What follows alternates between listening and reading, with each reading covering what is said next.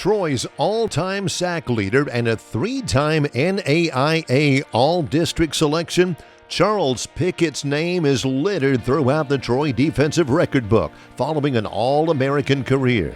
Pickett earned honorable mention All-America and NAIA All-District honors following his junior season in 1975 after recording 106 tackles and 19 sacks. The Jacksonville, Florida native followed with another 19-sack season his senior year as the Trojans went on to win the Gulf South Conference Championship with an 8-1-1 overall record and 7-1 league mark. Pickett's two 19-sack seasons are tied for second most in a single season in Troy history, while his 334 career tackles are the eighth most in school history.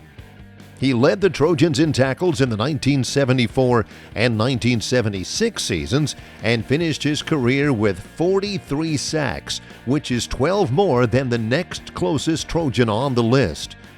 Pickett would go on to play for 4 years in the American Football Association, where he was named the defensive MVP in the 1979 championship game.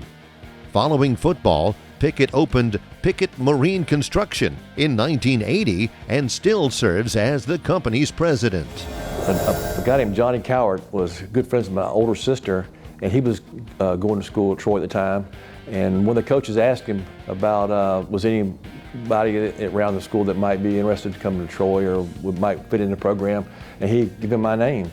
And Coach Blair came by my high school several times, and I wasn't there either time he came by, but it worked out great, and Coach Blair gave me the opportunity to come here, and it was probably the best decision I made in my life.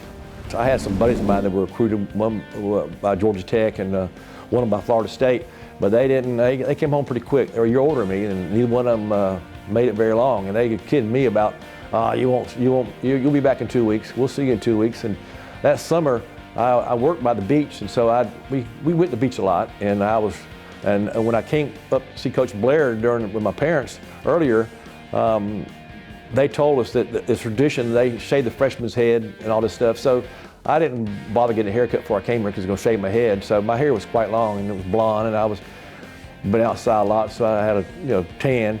And so I come up here to the field house, and I saw the guys in line, so I went in line to get my uniform. That's when I first drove up on campus.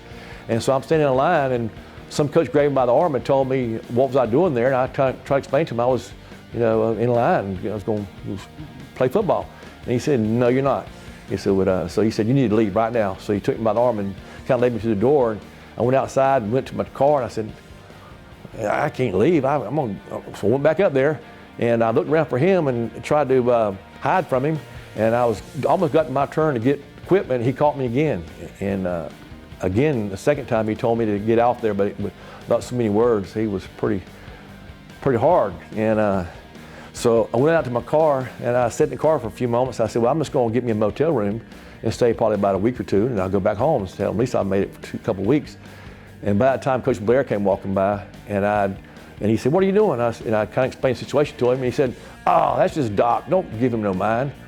I said, "I thought he was a coach." And he said, "No, that's Doc." And it worked out that me and Doc he was a great guy, and we got to be real good friends. Coach Blair, the coach that signed me, also the coach that was my position coach, started calling me Wilson. For at that time, or before my time really, there was a singer a black guy called Wilson Pickett. They called him Wicked Wilson Pickett. So he started calling me Wilson. It started out kind of as not really a joke, but anyway, he called me Wilson, and it got to the point where people thought that was my name. And after one of my first games, I was talking to my parents, and Coach came by, and he said something about Wilson, and Mom said straight pretty quick that my name wasn't Wilson, my name was Charles. And to this day, people still, some of them think my name is Wilson. And it was just a joke kind of started by Coach Blair back in 1972. My parents have been a great support for me, and if it wasn't for my parents, I don't know what I would do. They've been so super good to me and supporting. They brought me here the first day I came here and met the coaches and all and the staff and walked through the school. And Mama struggled to send me what she could spending money and all that, and Dad was right there with me too, and I couldn't have done it without them, for sure. When you're living the experience, you don't really realize what you're going through at the time. It's my last year playing ball was in '76. This year will be 40 years since my last football game at Troy, and all the time sometimes it seemed like just like yesterday that I was here, and you reflect back on things that happened while you were here, and it's just, like I said, it seemed like yesterday. And it's just, the people I met here was some of the greatest people I ever met in my life. And like I said, what you don't realize is that at the time that you're experiencing the best time of your life. Here at Troy was the best time of my life. And I wouldn't trade that experience for nothing in the world.